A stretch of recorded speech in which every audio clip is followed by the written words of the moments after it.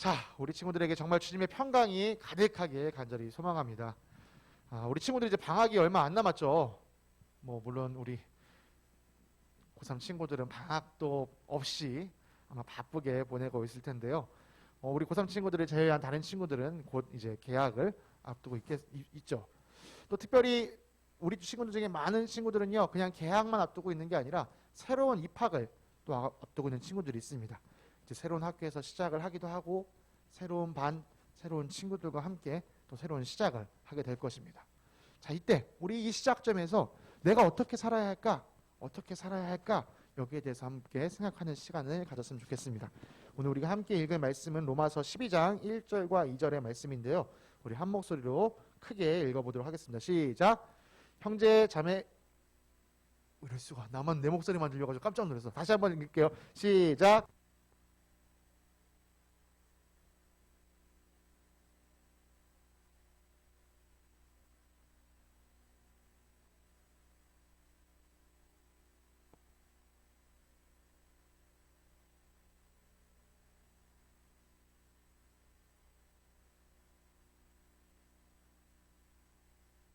하시고 기뻐하시고 완전하신 뜻이 무엇인지를 분별하도록 합시다. 네. 자, 우리 기지개부터 한번 쭉 피고 할까요? 우리 친구들 좀 많이 좀 피곤한 것 같은데 기지개를 먼저 좀 그래 한번 해봐. 검도에서 하는 것처럼 한번 스트레칭. 좋습니다. 기지개 한번 쭉 피고 오늘 말씀을 함께 나누도록 하겠습니다. 오늘 이 말씀이요, 이곳에서 함께 예배드리는 우리 모든 친구들의 가슴에 깊이 새겨지는 시간이 되기를 원합니다. 우리 친구들 앞에서 얘기했던 것처럼 이제 새로운 시작을 앞두고 있죠. 뭐 지난번에 윤혜가 목장 모임에서 나눠준 것처럼 새로운 반에서 새로운 친구들과 관계를 맺어가는 이런 시간들도 있고요. 또 이제 뭐 오늘 자리 함께하지 못한 수아나 또 윤재 같은 경우는 정말 새로운 학교, 내가 지금까지 다니지 않았던 새로운 학교에서 새로운 시작을 하게 될 것입니다. 새로운 시작을 한다는 것은요, 한편으로 우리가 새로운 적응을 해나간다라고 볼 수 있어요. 내가 지금까지 없었던 새로운 곳에서 새롭게 적응을 해나간다라는 것이죠. 여러분, 이때요, 우리에게 영향을 많은 것들이 미칩니다. 우리가 어떤 것에 새롭게 적응하기 시작하려고 하면요, 많은 것들이 우리에게 영향을 미치는데요, 특별히 그 중에 우리 주변의 이 환경이 우리에게 많은 영향을 미치게 돼요. 우리 주변의 환경을 두 글자로 줄여서 얘기하면요, 문화라고 얘기할 수 있어요. 내 주변에 펼쳐지고 있는 환경, 문화라고 얘기할 수 있죠. 우리는요, 이 문화가 얼마나 우리 삶에 큰 영향을 미치는지 평소에는 잘 생각하지 못하고 살아가는데요, 사실 곰곰이 생각해보면 정말 내가 진짜 이런 영향을 받고 있구나 라는 걸 알 수 있습니다. 우리가 동양이라는 문화권에 살고 있습니다. 동양이라는 문화권에 살고 있기 때문에 우리는 어른을 만나면 안녕하세요 하고 고개를 숙여 인사를 해요. 그냥 우리에게 너무 익숙한 겁니다. 그렇지만요, 미국에 가서나 이런 서양 다른 나라에 가면요, 서양권 특별히 가면요, 고개 숙여 인사하는 경우가 거의 없어요. 나이가 많건 적든 다들 그냥 손을 흔들면서 반갑게 인사를 하죠. 그렇다고 해서 뭐 이 사람 어떤 인사법이 더 좋은 거냐 나쁜 거냐 이걸 말하는 건 아니에요. 그냥 그 사람들이 속한 그 문화에 따라서 행동하는 행동 방식이 다르다는 것뿐인 거죠. 이렇게 문화는요, 우리의 삶, 우리의 행동에 영향을 미칩니다. 그럼 이 문화라는 건 도대체 어떻게 생기는 걸까요? 이 문화는요, 여러분, 하루아침에 생기는 게 아니에요. 자, 우리 내일부터 어른 보면 이렇게 고개 숙여 인사합시다 해서 그렇게 생긴 게 아니에요. 오랜 시간을 걸쳐서 이렇게 하는 게 좋지 않을까, 저렇게 하는 게 좋지 않을까 하면서 점차 하나의 문화가 만들어지는 거죠. 예를 들면 아마 이제 윤호 같은 경우는 검도장에 또 문화가 있을 거예요. 검도하는 사람들이 어떤 예법을 갖춰야 한다든가 어떤 인사를 해야 된다든가 이런 것들이 있겠죠. 이런 것이 하루아침에 만들어지는 게 아니고요, 천천히 만들어집니다. 그런데 또 신기한 게 문화라는 건요, 딱딱한 돌처럼 굳어있진 않아요. 문화는요, 항상 변화하기도 해요. 전도사님 최근에 이제 결혼을 해가지고 전도사님이 결혼에 대한 예시를 많이 설교에 사용하는데요, 전도사님이 어렸을 때만 하더라도 누구나 다 결혼을 해야 된다라고 생각했어요. 결혼 안 하면 저 사람 왜 노총각으로 살아? 왜 저 사람 노처녀로 살아? 저 사람 무슨 문제 있나? 뭐 이렇게 생각했어요. 그런데요, 요즘에는요, 결혼 뭐 해도 되고 안 해도 되지 이런 사람들이 너무너무 많아졌어요. 2020년도에 정부에서 조사를 했는데요, 우리나라 20대 중에 몇 퍼센트가 결혼 안 해도 된다라고 생각했을까요? 90% 너무 많지 민호야. 좀만 낮춰줘봐. 80%도 좀 많다. 60보다 좀 더 낮춰주세요. 53% 정도가, 그 절반 이상이 뭐 결혼 안 해도 되지 뭐. 전도사님 어릴 때만 해도 결혼을 안 해? 왜 그러지? 이랬는데 이제는 절반 이상의 사람들이 결혼 안 할 수도 있지 이렇게 생각한다는 거. 이처럼요, 문화라는 게 오랜 세월을 거쳐 생겨나지만 또 그게 그대로만 있는 것이 아니라 때때로 상황에 따라 문화라는 건 변화하기도 한다는 거예요. 그 전도사님은요, 문화라는 거를 어디에 비유하면 좋을까 이렇게 생각하다가 기체, 액체, 고체 중에 액체 같다는 느낌을 받았어요. 실체가 보이지만 이것이 언제든지 자유롭게 변하기도 하는. 아까 설교를 시작하면서 우리 친구들에게 말한 것처럼요, 이제 우리 친구들은요, 새로운 학교, 새로운 학년, 새로운 반에 들어가서 새로운 시작을 하게 됩니다. 네, 새로운 문화 가운데 들어가게 될 거예요. 그 여러분이 맞이하는 문화 중에는요, 이미 이 대한민국이라는 사회 안에서, 아니 이 2020년, 2022년이라는 21세기라는 이 시대 안에서 이미 오랫동안 갖춰진 것들도 있지만요, 이제 여러분이 스스로 하나하나 만들어가야 될 문화도 있다는 거예요. 자, 이제 여러분이 어떻게 문화를 만들어갈 것이냐, 우리가 이걸 생각해 봐야 됩니다. 여러분 심리학 혹시 좋아하는 친구 있나요? 심리학이 뭔지는 알죠? 네, 사람의 이 마음과 생각을 연구하는 학문인데요. 이 심리학 이론 중에 깨진 유리창 이론이라는 게 있어요. 깨진 유리창 이론. 이름만 들어서 좀 생소하죠? 뒤에 그림이 나올 거라 전도사님 옆으로 조금만 옆으로 이동하겠습니다.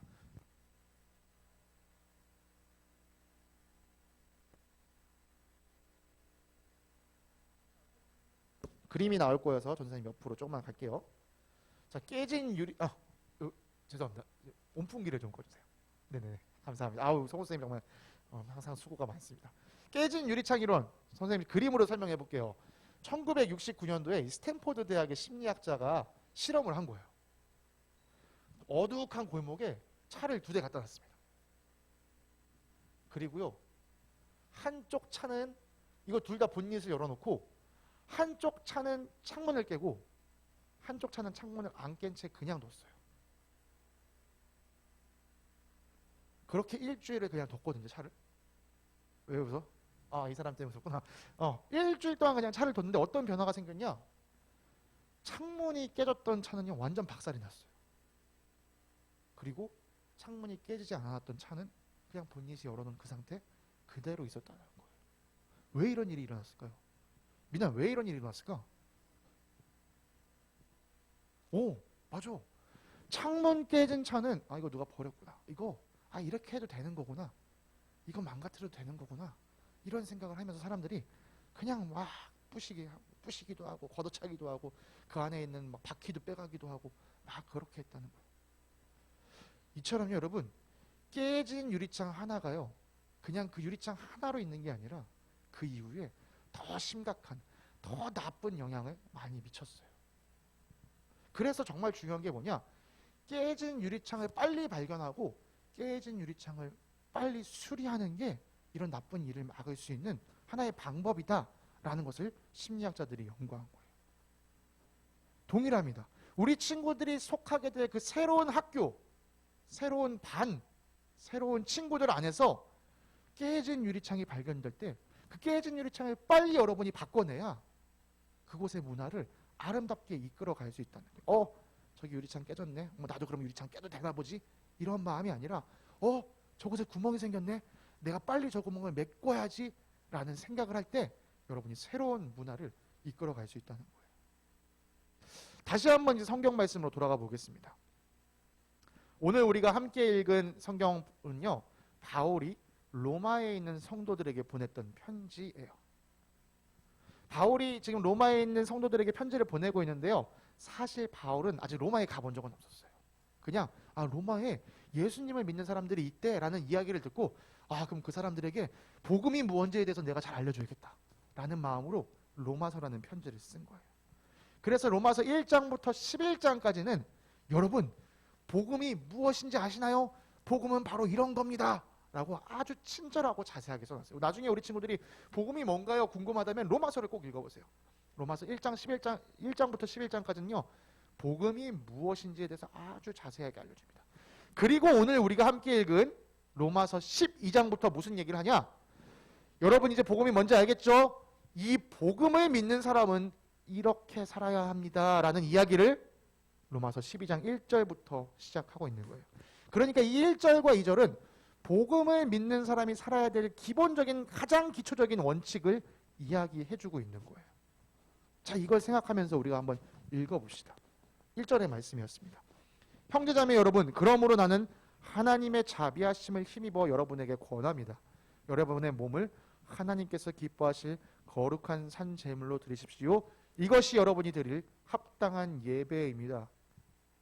바울은요, 자 여러분 이렇게 살아야 합니다 라고 말하는데요, 뭘 힘입어서 자기가 그렇게 얘기한대요? 하나님의 자비하심을 힘입어 내가 지금 이렇게 얘기합니다 라고 얘기하고 있어요. 이게 무슨 얘기냐? 바울이 아까 1장부터 11장까지 뭐에 대해 설명했다고 했죠? 두 글자로? 복음에 대해 설명했다고 했어요. 복음이 무엇이냐 여러분? 하나님이 우리를 향한 자비로운 마음, 하나님이 우리를 향해 끝까지 참으시는 그 마음, 그 하나님의 사랑이 담긴 게 바로 복음이었어요. 그렇기 때문에 바울은요, 여러분 내가 지금까지 이야기한 그 복음에서 하나님의 마음을 느꼈죠? 그 하나님의 자비하심을 힘입어서 내가 여러분한테 이렇게 말하는 겁니다. 이렇게 살라고 얘기하는 겁니다 라고 이야기하는 거예요. 자비하심을 따라, 하나님의 자비하심을 따라 내가 여러분에게 이야기합니다. 여러분 어떻게 살아야 되냐면요, 여러분의 몸을 하나님께서 기뻐하실 거룩한 산 제물로 드려야 합니다. 여러분 제물이 뭐죠? 유대 사람들은 제물을 어떻게 바쳤죠? 소나. 지금 윤재가 자기 배를 갈랐어. 네, 소나 양이나 비둘기를요 조각조각을 내고 뼈와 살을 다 분리해서 그걸 하나님 앞에 불태워서 제물을 드렸어요. 여러분 근데 지금 뭘 제물로 드리라고? 네 몸을 제물로 드리래. 오씨, 뭐야, 하나님이 지금 인신제사를 원하시는 거? 아니요, 그렇진 않아요. 자, 우리 자세히 살펴봐야 돼요. 그래서 하나님이 나를 제물로 바치라고 했는데 어떤 제물로 바치려고 했느냐, 이게 중요합니다. 어떤 제물이에요? 어떤 제물? 하나님께서 어떤 제물? 기뻐하실 거룩한 산 제물. 하나하나 살펴볼게요. 뜯어서. 여러분 아까 제물은요 살린 채로 바친다고요? 죽인 채로 바친다고요? 원래 제물은 죽인 채로 바쳤어요. 근데 여기는 어떻게 하래? 살리래 죽이래? 산 제물. 그러니까 여러분 하나님이 우리에게 바라시는 우리의 몸을 제물로 바치라고 했을 때는요, 우리가 죽어서가 아니라 우리가 살아있는 채로, 우리가 살아있는 동안에 하나님께 바쳐져야 한다라는 이야기를 하는 거예요. 그런데 그 살아있는 게 어떻게 살아있는 거예요? 그 앞에 보니까 또 거룩하게 살아있는 거예요. 거룩하다. 우리가 거룩하다 이 말 들으면 어떤 느낌이 들어요? 완전 교회에서 성가대 가오니까 막 이렇게 하는 게 거룩한 느낌, 뭔가 신비롭고 이런 걸 생각하는데요. 여러분 거룩한 건요 조금 더 우리가 쉽게 우리의 평상시 언어로 얘기하자면요 구별된 겁니다. 우리가 거룩하다 했을 때 깨끗한 걸 생각하는 이유는요, 더러운 것에서부터 구별된 것이기 때문에 우리가 깨끗한 걸 생각하는 거예요. 그러니까 여러분 이제 성경에서 거룩하다라는 단어를 읽으면 어떻게 생각했는다? 구별되라는 뜻이구나. 그럼 무엇으로부터 구별이 되는 것이냐? 바로 하나님이 기뻐하시는 것으로 구별되는 거예요. 그게 우리가 드려야 할 삶이라고 바울은 얘기하고 있습니다. 여러분 살아있는 동안에 여러분 삶이 구별되어야 됩니다. 근데 그 구별된다는 건요 그냥 A냐 B냐 둘 중에 아무거나 하나 구별되는 게 아니라요, A냐 B냐 중에 하나님이 기뻐하실 쪽으로 구별되어야 합니다 라고 이야기하는 거예요. 그것이 어떤 거래요? 여러분이 드릴 합당한 예배라고 이야기하고 있습니다. 그럼 도대체 하나님께서 기뻐하시도록 구별돼서 살아가는 게 뭐냐? 라고 했을 때 바울은 2절에서 다시 한번 그것을 설명해 주고 있습니다. 여러분은 이 시대의 풍조를 본받지 말고 마음을 새롭게 함으로 변화를 받아서 하나님의 선하시고 기뻐하시고 완전한 뜻이 무엇인지를 분별하도록 하십시오. 여러분은 이 시대의 풍조를 본받지 마세요. 그럼 풍조, 이 단어 안다 하는 친구 있나요? 풍조, 그렇죠? 우리 정말 평상시에 안 쓰는 단어예요. 이걸 아까 전사님이 얘기했던 두 단어로 바꿔서 해도 크게 무리는 없을 것 같아요. 뭘까요? 우와, 민호야, 그렇지? 문화라 바꿔도 크게 무리는 없는 것 같아요. 여러분, 이 시대의 문화를 본받지 마세요. 여러분, 전도사님이 모든 이 세상의 문화가 나쁘다라고 이야기하는 것은 아니에요. 우리가 가지고 있는 문화 중에는요, 아주 중요하고 또 아주 좋은 것들이 많이 있습니다. 그렇지만 문화라고 해서 다 좋은 것은 아니라는 얘기예요. 한번 예를 들어볼게요. 우리나라는요, 오랜 시간 이 유교 문화권에서 살아왔습니다. 그래서 명절이나 혹은 누군가의 집안 어르신의 기일이 되면요, 기일이 뭔지 알죠? 그분이 돌아가신 날이 되면 가족들이 모여서 그 죽은 가족을 이렇게 기리는 시간을 가져요. 그걸 우리가 제사라고 부르죠. 아마 우리 친구들 중에서는 제사 드리는 문제 때문에 뭐 갈등을 겪어본 사람이 거의 없을 거예요. 그렇지만 여러분의 부모님 세대만 가더라도요, 너 제사 지내러 와서 절도 안 해? 이것 때문에 막 친척 어르신들과 많이 싸우고 다투신 분들이 있을 거예요. 예수를 믿지 않는 사람들은요, 야, 이거 그냥 우리나라 전통 문화야. 왜 네가 이걸 무시해? 라고 얘기할 수 있겠지만요, 엄연히 성경은 이 제사의 행위를 옳지 않다라고 이야기합니다. 그렇기 때문에 예수 믿는 사람들은요, 이 제사 자리에 가서도요, 절을 하지 않아요. 예수님을 믿지 않는 사람들은요, 이 예수님을 믿는 사람들을 보면서 절도 안 해? 아이씨, 예의도 모르는 놈, 이 효도 모르는 놈, 이렇게 얘기하지만 천만에요. 기독교만큼 효를 강조하는 종교도 없습니다. 차이가 있다면 기독교에서는 언제 부모님께 잘하라고 해요? 부모님이 살아계실 때 잘하라고 하는 거예요. 부모님이 죽은 다음에 부모님을 기억하면서 부모님 하지 말고 부모님이 내 곁에 살아계실 때 너가 잘해라 라고 얘기한다는 것 차이뿐인 거죠. 아무튼 다시 돌아가세요. 문화가 다 나쁜 것이라고 할 수는 없지만 그렇다고 문화가 다 좋다라고 할 수 없고, 특별히 우리가 믿는 이 성경과 다른 문화를 이야기할 때 우리는 그것을 따를 수 없다. 지금 바울이 얘기하는 바로 이 세상의 풍조는요, 바로 이런 거예요. 세상 사람들이 다 괜찮다고 말하면서 하는데 그거 성경의 가르침과 다르잖아? 그럼 그거 너 안 된다, 안 한다라고 말할 수 있어야 돼. 그렇게 구별돼야 돼. 하나님이 기뻐하시는 쪽으로 이런 지금 얘기를 하고 있는 거죠. 이것이 바로 아까 바울이 얘기했던 거룩한 산 제사의 제물인 거예요. 세상이 허락하는 것을 따라가는 것이 아니라 하나님이 기뻐하시는 것을 따라가는 것이죠. 그렇다면 누가 세상이 하라는 대로 하지 않고 하나님이 기뻐하시는 뜻을 따라갈 수 있는가? 도대체 이 세상에 누가 그걸 할 수 있느냐 말이죠. 여러분, 하나님이 원하시는 것을 할 수 있는 사람, 바울은요, 마음을 새롭게 해서 변화받은 사람만이 그 일을 할 수 있다라고 얘기합니다. 여러분의 마음이 새로워져야 하나님이 기뻐하시는 일을 할 수 있어요. 여러분 마음이 새로워지지 않고서는요, 내가 하나님이 기뻐하시는 일을 하는 것처럼 흉내는 낼 수 있어요. 한두 번쯤은. 그런데 마음이 변화받지 않으면요, 어느 순간 내 마음속에 있는 죄악 때문에 나는 여전히 악한 일을 따라가기가 쉽다는 거죠. 그럼 이제 여기서 우리의 문제가 생깁니다. 전사님, 그럼 도대체 우리의 마음을 어떻게 새롭게 할 수 있어요? 내가 어떤 노력을 하면 내 마음이 새로워질 수 있을까요? 내 마음이 어디 있는지 알기라도 한다면 그 헛마음을 좀 떼어내고 새로운 마음을 구해다 붙일 텐데, 마음이 어디 있는지도 모르고, 아니 마음이 어디 있는지 안다 할지라도 내 마음을 어떻게 새롭게 할 줄 모르겠어요. 참 이게 아이러니하지 않나요? 내 마음대로 내 마음을 새롭게 할 수 없는 게 바로 우리 사람입니다. 그럼 성경은요, 우리가 어떻게 새 마음을 얻게 된다고 말할까요? 에스겔서 36장 26절과 27절의 말씀을 전도사님이 천천히 읽어주겠습니다. 너희에게 새로운 마음을 주고 너희 속에 새로운 영을 넣어주며 너희 몸에서 돌같이 굳은 마음을 없애고 살갗처럼 부드러운 마음을 주며 너희 속에 내 영을 두어 너희가 나의 모든 율례대로 행동하게 하겠다. 그러면 너희가 내 모든 규례를 지키고 실천할 것이다. 여러분, 새 마음을 누가 주신다고 얘기하고 있어요, 성경이요? 하나님께서 새 마음을 주신다라고. 내가 노력을 해서 새 마음을 쟁취하는 게 아니고요, 하나님이 주셔야지만 우리 친구들 안에 새 마음이 들어갈 수 있다는 거예요. 내가 애쓴다고 얻어지는 게 아니고요, 하나님이 주실 때 새 마음이 우리 안에 들어옵니다. 그럼 이제 뭐가 중요해지죠?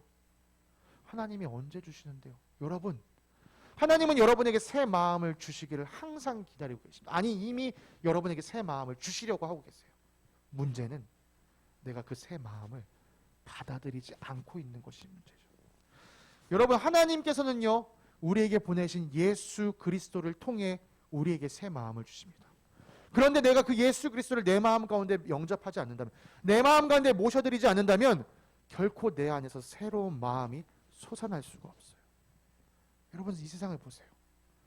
하나님이 정말 기적적으로 예수 그리스도를 이 땅에 보내셔서 십자가를 지게 하시고 또 부활까지 하게 하셨지만 그 예수님을 믿지 않는 사람이 이 세상에 얼마나 많은가요? 아무리 하나님이 새 마음을 주려고 해도 예수님을 믿지 않는 사람들이 너무나도 많기 때문에 새로운 마음이 들어가지 않는 거예요. 우리는 어떤가요?